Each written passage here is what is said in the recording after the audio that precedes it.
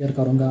Failure जो है, failure is the mother of all successes. Right this down, failure is the mother of all successes because you only learn from your failures, you only learn from your failures. देखो, failure का मतलब ये नहीं होता है कि you are worthless, आपकी life अब ख़त्म होगी। फेलियर का मतलब ये नहीं होता है। फेलियर का मतलब ये होता है कि जो रास्ता आपने चुना था, जिस ट्रैक पे आप जा रहे थे, वो सही ट्रैक नहीं था। ठीक है, तो यहाँ पे आपने क्या करना, अपने ट्रैक को आपने चेंज करना है, अपने ड्रीम को चेंज नहीं करना है, अपने पर्पस को चेंज नहीं करना है, अपने गोल को चेंज नहीं करना है, अपने ट्रैक को चेंज करना है। Because your failure is telling you कि आप किसी गलत रास्ते पे जा रहे थे, आपने कम रिविजन्स किए थे, आपने मॉक टेस्ट कम दिए थे, आपने जो है ओवर थिंकिंग किया, आपने स्ट्रेस वहाँ पे ले लिया, आपने ये चीज़ किया, नेगेटिव क्वेश्चंस किया, आपने रश किया।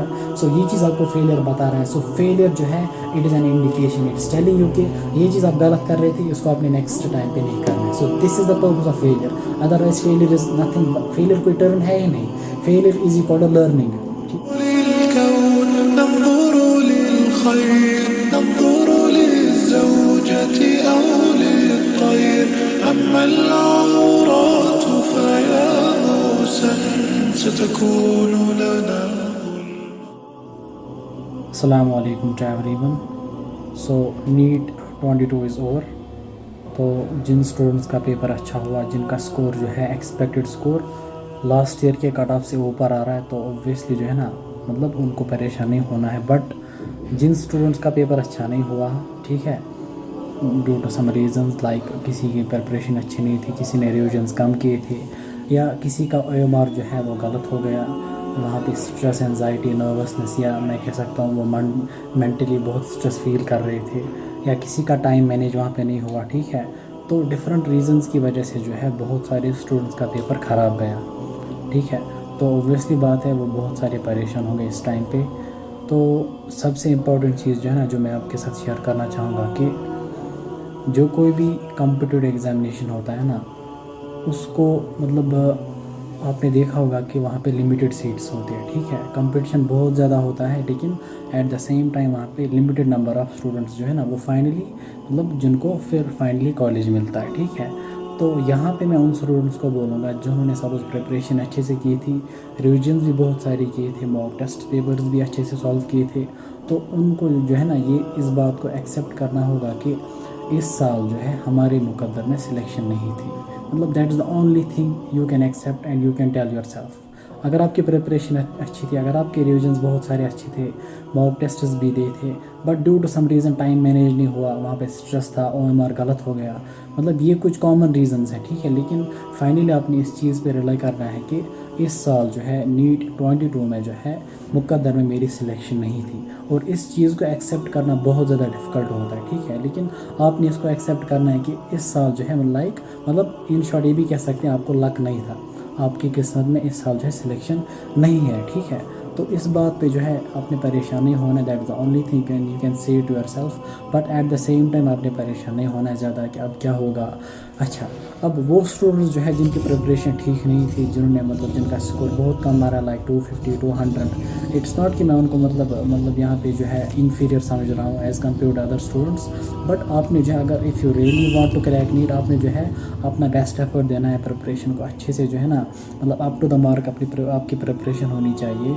But for those of you जिनकी प्रिपरेशन अच्छी थी, बट स्टिल वो इस टाइम पे भी समझ नहीं पा रहे हैं कि क्या हुआ, कौन सी गलती हुई, कौन सी मिस्टेक हुई, क्या मसला पेश है, बट उनको मैं ये बोलूँगा कि एक्सेप्ट दिस थिंग कि इस साल जो है आपके मुकद्दर में सिलेक्शन नहीं थी। ठीक है, और अगर आप if you really want to become a doctor, if you really want to crack NEET, तो सबसे इम्पॉर्टेंट चीज़ आपके अंदर होनी चाहिए दैट अर्ज कि मुझे क्विट नहीं करना है। ठीक है, आपने बिल्कुल कमिटेड रहना है कि नहीं, चाहे मुझे 2 अटैम्प्ट्स में हो जाए, 3 अटैम्प्ट्स में, 3rd अटैम्प्ट, 4th, 5th, जितने नंबर ऑफ़ अटैम्प्ट्स होंगे आपने जो है क्विट नहीं करना है। But at the same time आपने बहुत सारे चैलेंज को फेस करना होगा। अभी जो सबसे बड़ा चैलेंज जो है, जो इस टाइम पे आप फेस कर रहे हो, जो सबसे बड़ा चैलेंज जो इस टाइम पे आप फेस कर रहे हो कि जो है ना, आपका पेपर अच्छा नहीं हुआ। ठीक है, आपका स्कोर कम आ रहा है, below the cut off box, below the expected cut off. ठीक है, परेशानी की बात है, परेशानी की बात। देन इट वाज, जब मेरा टाइम था, जो फर्स्ट स्टैंडर्ड में भी नहीं हुआ, सेकंड में भी, थर्ड में भी, फोर्थ में भी, फिर अल्हम्दुलिल्लाह 5th अटेम्प्ट में मतलब मैंने क्वालिफाई किया नीट को। ठीक है,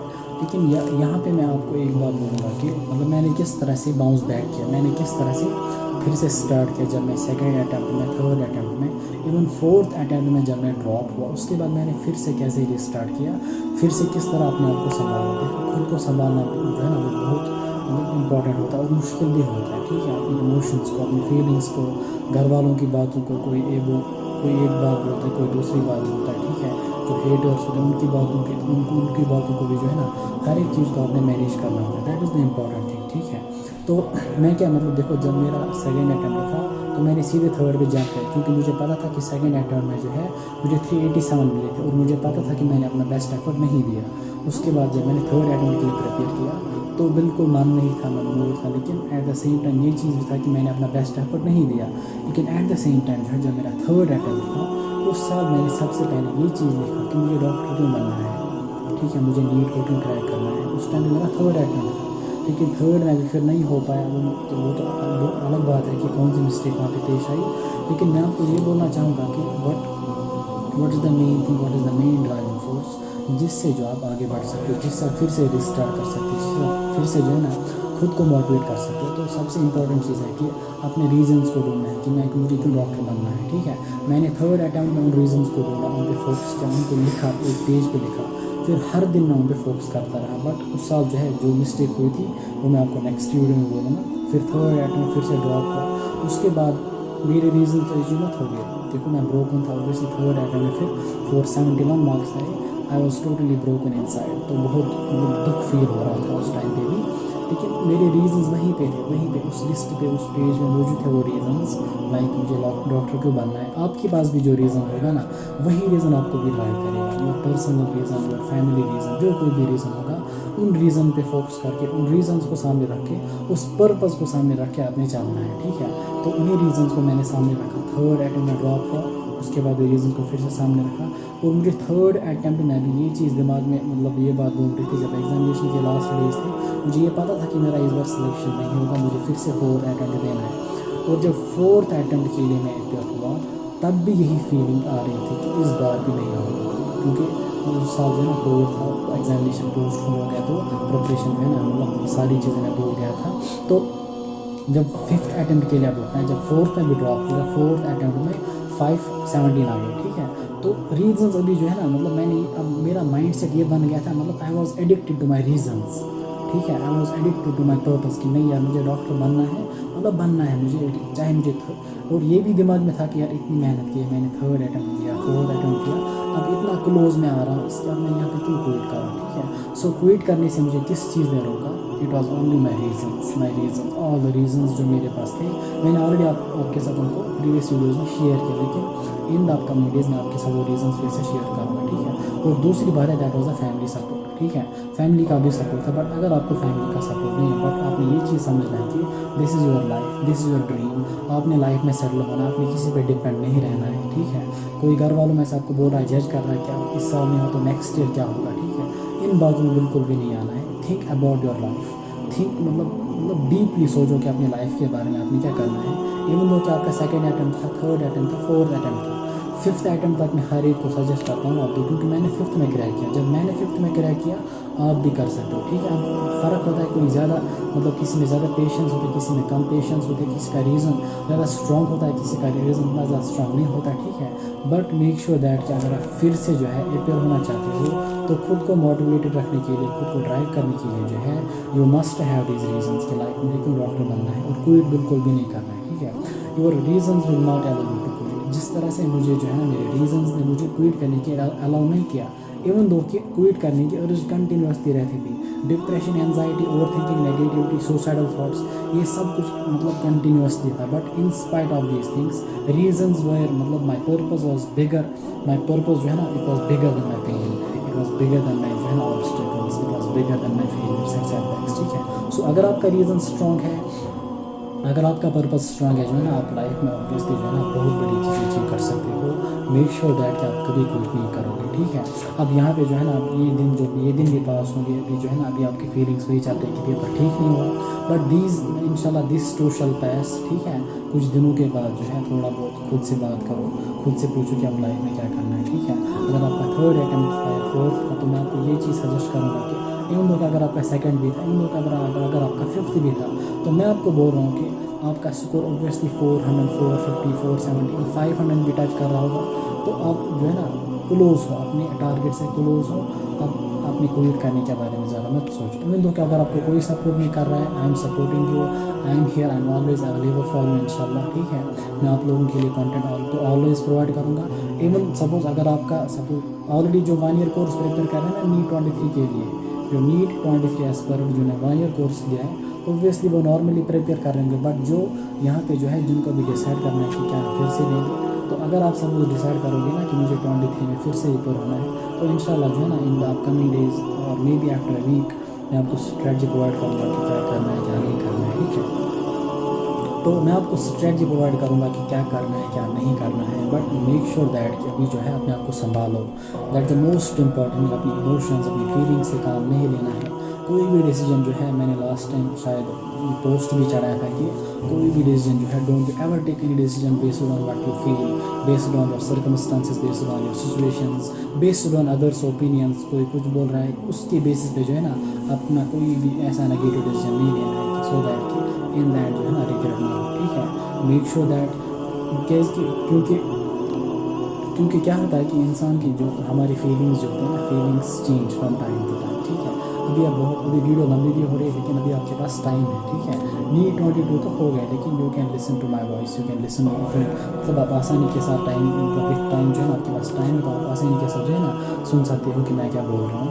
देखो फीलिंग्स पास होती है फ्रॉम टाइम टू टाइम, ठीक है। अभी जो है ना सपोज कल जब आपका पेपर बहुत मतलब ख़राब हुआ था, तो उस टाइम पे आपकी फीलिंग बहुत जो है ना वो अब बहुत ज़्यादा मतलब डिप्रेसिव थे उस टाइम पे, लेकिन अभी उतना ज़्यादा फील नहीं कर रहे होंगे। सो एक टाइम क्या होता है कि फीलिंग्स चेंज, फीलिंग्स डिमिनिश, ठीक है। लेकिन आपने जो है ना लाइफ में आगे बढ़ना है, इसी के साथ इसी गम के साथ नहीं रहना है, बिकॉज आपने लाइफ में आगे बढ़ना है। टाइम आपका वेट नहीं करेगा, ठीक है।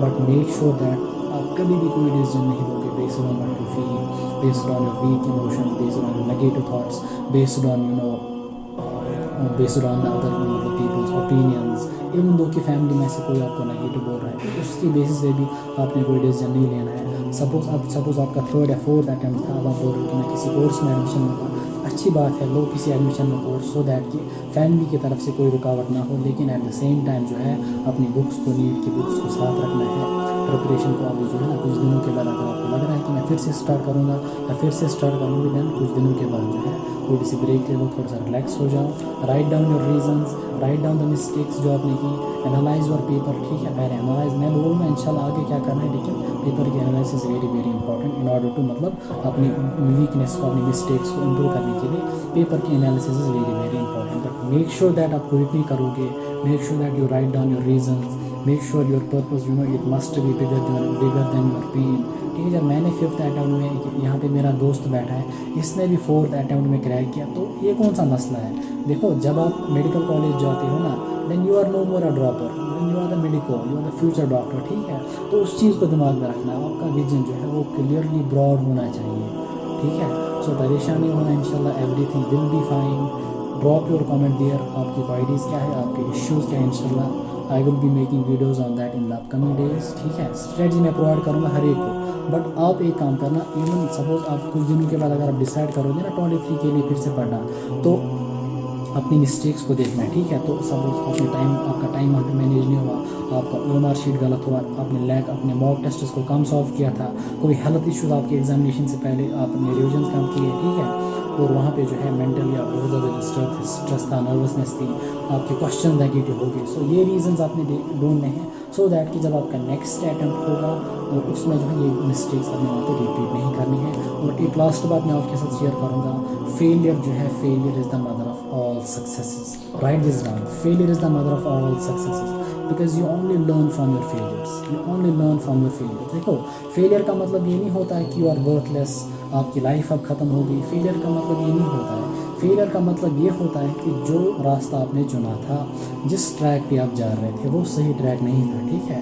तो यहाँ पे आपने क्या करना, अपने ट्रैक को आपने चेंज करना है, अपने ड्रीम को चेंज नहीं करना है, अपने पर्पस को चेंज नहीं करना है, अपने गोल को चेंज नहीं करना है, अपने ट्रैक को चेंज करना है। Because your failure is telling you कि आप किसी गलत रास्ते पे जा रहे थे, आपने कम रिविजन्स किए थे, आपने मॉक टेस्ट कम दिए थे, आपने जो है ओवर थिंकिंग की, आपने स्ट्रेस वहाँ पे ले लिया, आपने ये चीज़ किया, नेगेटिव क्वेश्चन किया, आपने रश किया। सो ये चीज़ आपको फेलियर बता रहा है। सो फेलियर जो है it is an indication, it's telling you कि ये चीज़ आप गलत कर रहे थे, इसको आपने नेक्स्ट टाइम पे नहीं करना है. So this is the purpose of failure. Otherwise failure is nothing, failure कोई टर्म है ही नहीं. Failure is equal to learning. ठीक है. सो अभी वीडियो लंबी हो रही है, स्टे काम, अभी कूल रहो. ठीक है. घूमो इधर उधर, इवन दो पेपर अच्छा नहीं हो लेकिन इधर उधर घूमो, सो दैट कि आप रिलैक्स फील करोगे. बाहर निकलो. अभी देखो आप लास्ट ईयर से लास्ट 6 महीने से एक ही जगह पे एक ही रूम में बैठे हो. ठीक है. तो अभी बाहर जाओ कुछ दिनों के लिए घूमो. ठीक है. कोई रिलेटिव, कोई पेरेंट, कोई भी भाई बहन आपको कुछ बोलेगा, बस बर्दाश्त करो, इंशाल्लाह एवरीथिंग विल बी फाइन. जब आप डॉक्टर बनोगे ना, जब इंसान डॉक्टर बनता है, नीट क्रैक करता है ना, थ्रू द टफ टाइम्स उसको बहुत ज़्यादा सेटिस्फैक्शन मिलती है, बहुत ज़्यादा, एज़ कम्पेयर टू दो स्टूडेंट्स जिन्होंने पहले या सेकेंड अटैम्प्ट में क्रैक किया होता है. ठीक है. मतलब जो फ्रेशर्स होते हैं ना, ऑब्वियसली एकेडमिक स्ट्रगल तो हर एक करते हैं, लेकिन जो ड्रॉपीज होते हैं ना, उनको बहुत सारी चीज़ें जो है एडिशनली फेस करनी पड़ती है. सो इंशाल्लाह आपको नेक्स्ट ईयर जो है नीट 23 क्वालिफाई करने के बाद जो है आपको बहुत ज़्यादा सेटिस्फैक्शन मिलेगा अगर आप इस टाइम पे सर्वाइव करोगे, इस फेलियर को क्विट नहीं करोगे, गिव अप नहीं करोगे. बट जब आप डिसीजन लोगे ना नीट 23 के लिए, तब से चैलेंज फिर स्टार्ट होंगे. Negativity will be there, over thinking will be there. इन चीज़ों को आपने एक्सेप्ट करना है. ठीक है. Because these are the common things. इन चीज़ों को आपने एक्सेप्ट करना है, इन चीज़ों को मैनेज करना है. देखो पढ़ाई तो आपने अच्छे से की, लेकिन पढ़ाई के अलावा जो एक्सटर्नल चीज़ें होती हैं ना, जो सिली मिस्टेक्स जिनकी वजह से आप ड्रॉप हुए हो ना, उनको ढूंढो और उनको साल भर दिमाग में रखो कि नीट 23 में ये मिस्टेक मुझसे नहीं होनी चाहिए. ठीक है. सो इंशाल्लाह मिलते हैं नेक्स्ट वीडियो में. तब तक के लिए ठीक से रहना. अभी पढ़ाई नहीं करनी है, मैं ये नहीं बोलूँगा कि अच्छे से पढ़ाई करना, बट जो नीट 23 जो है, जिनका 1 ईयर कोर्स चल रहा है, जो ग्रेड 12 के एस्पिरेंट्स है, जो ग्रेड 11 के एस्पिरेंट्स है, वो अपनी पढ़ाई कंटिन्यू करो, वो फोकस रहो. बट जो नीट 22 के एस्पिरेंट्स थे, अभी पढ़ाई स्टार्ट नहीं करनी है, थोड़ा सा रिलैक्स करो. कुछ दिनों के बाद जो है अब पढ़ाई स्टार्ट करेंगे इंशाल्लाह. ठीक है. तो मिलते हैं नेक्स्ट वीडियो में. तब तक के लिए ठीक से रहना. अल्लाह हाफ़िज़. كثيرا وها قد حصى